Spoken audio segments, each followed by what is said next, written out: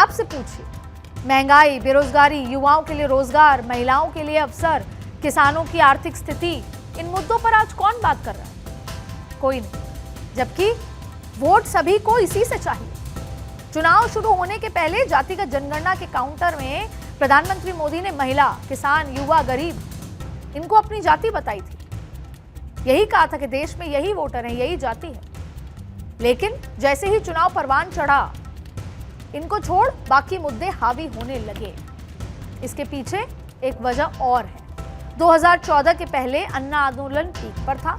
कई तरह के घोटालों के खुलासे पर देश में आक्रोश था। पूरा चुनाव काले धन पर और भ्रष्टाचार पर के इर्द गिर्द घूमने लगा था। अब 2019 में आइए, चुनाव से ठीक पहले पुलवामा अटैक हुआ, जिसका हम अभी जिक्र कर रहे थे, और उसके जवाब में हमारे शूरवीरों ने पाकिस्तान में घुसकर जो दुश्मनों को सबक सिखाया। इस ऐतिहासिक फैसले को लेकर मोदी सरकार की काफी तारीफ हुई। देश में राष्ट्रवाद की लहर सी दौड़ गई। पूरा देश एकजुट हो गया। पोल थीम, जिसका हम जिक्र कर रहे थे। लेकिन इस बार ऐसा कोई चुनावी मुद्दा, बड़ा मुद्दा, पोल थीम नजर नहीं आया। चुनाव प्रचार का सेंटर में नहीं आया। 2014 और 2019 से इस बार का चुनाव इस मामले में काफी अलग सा है, जिसकी वजह से केवल 2 चरण के चुनाव में ही ऐसे ऐसे मुद्दे निकलकर बाहर आ गए। लेकिन इसकी एक और वजह हो सकती है। एक वजह यह है कि अक्सर जब हम पॉलिटिकल लोगों के आसपास घूमते हैं तो वो एक बात कहते हैं कि कौन करता है विकास के मुद्दे पर वोट, क्या आज तक डेवलपमेंट के मुद्दे पर वोट हुआ है?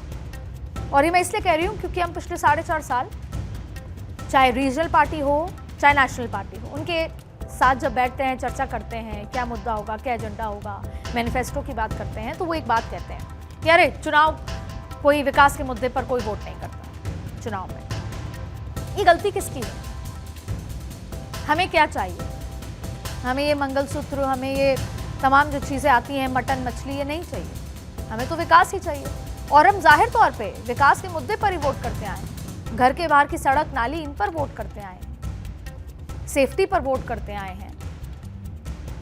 तो सवाल ये उठता है कि क्या हम भी चुनाव के दौरान अपने मुख्य एजेंडे से भटक जाते हैं? जो वोटर्स हैं, मैं उनसे बात कर रही हूं, मैं भी वोटर हूं, कि क्या हम भी उन्हीं मुद्दों पर वोट करते हैं जिन पर हमें पिछले 1 महीने से रखा जा रहा है, जो हम सुनते हैं, हम भी बदल जाते हैं?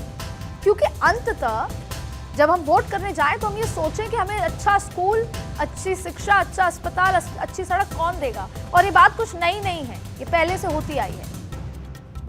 पर पॉलिटिकल नेता ये सोचता है कि विकास के मुद्दे पर वोट नहीं होता, वोट तो होगा जाति पर, धर्म पर। इससे कहीं ना कहीं हमारे वोटिंग पैटर्न में भी कुछ तो है जो पॉलिटिकल नेता को, पार्टीज को मजबूर करता है इस तरह की बयानबाजी मुद्दे उठाने पर। क्योंकि आखिरी 30 दिन, 40 दिन, 20 दिन, 2 घंटे में हम इन्फ्लुएंस हो जाते हैं दूसरे मुद्दों से। इसलिए जितनी जिम्मेदारी सत्ता पक्ष की है विकास की बात करने की, जितनी जिम्मेदारी विपक्ष की है रिपोर्ट कार्ड मांगने की, उतनी ही जिम्मेदारी हम वोटर्स की है कि हम किन मुद्दों पर वोट करें। इसलिए ये चर्चा करनी जरूरी थी, याद दिलाना जरूरी था कि तीसरा फेज का चुनाव है और जो उस फेज में वोट करेगा वो क्या ध्यान में रख के वोट करे? अपना भविष्य, बच्चों का भविष्य, विकास। पॉलिटिकल कॉरिडोर के इस एपिसोड के जरिए हमने 2024 चुनाव के उन मुद्दों को जाना जो 55 महीने कभी कभी सुर्खियां बटोरती, और आखिर के 5 महीनों पूरी सियासत इन मुद्दों के इर्द गिर्द घूमने लगी। बहरहाल, भारत दुनिया का सबसे बड़ा लोकतंत्र है और चुनाव इसका सबसे बड़ा रंग, जिसमें हर कलाकार अपने अपने हिसाब से रंग भरता है। लेकिन हमारी और आपकी जिम्मेदारी है मुद्दों के कई रंग में देश हित के रंग को चुनकर उसमें रंग जाना। सोचिएगा जरूर।